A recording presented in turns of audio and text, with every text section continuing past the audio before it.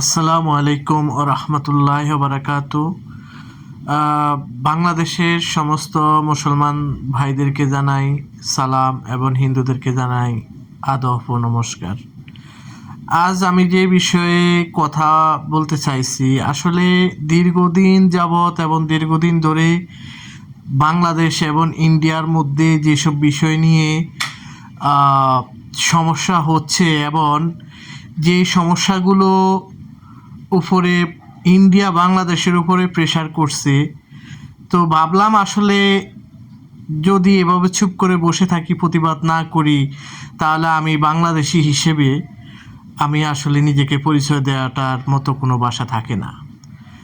তো আমি একটা বিষয় জানতে চাই, ইন্ডিয়ার যে মাইনরিটি মুসলমানরা আছেন, সেখানে যে মুসলমানদের উপরে তারা যেভাবে নির্যাতন, নিপীড়ন এবং জুলুম অত্যাচার করে, সেই হিসেবে বাংলাদেশ সম্প্রীতির দেশ এবং সব ধর্মের সকল মানুষ মিলেমিশে একসাথে দীর্ঘদিন ধরে এখানে যুগে যুগে এবং শত শত বৎসর ধরে একসাথেই বসবাস করে আসছে।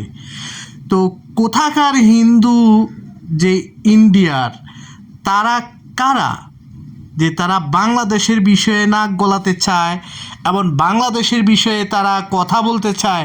তাদের এত স্পর্ধা কই থেকে হয়েছে? তারা কে? তারা বাংলাদেশি বিষয়ে কেন নাক গলাবে? আমাদের মধ্যে কেন তারা সমস্যা সৃষ্টি করতে চায়? এবং আমি বলবো, বাংলাদেশ সরকারকে আপনি ব্যবস্থা নেবেন, যারা বাংলাদেশের হিন্দু হোক, মুসলিম হোক, যেই ধর্মের হোক না কেন, যারা দেশকে নিয়ে কটূক্তি করবে এবং দেশের বিরুদ্ধে দেশের বাইরে গিয়ে অন্য দেশের কাছে বাংলাদেশের বিষয়ে নালিশ করবে, তারা বাংলাদেশের কখনো নাগরিক হতে পারে না।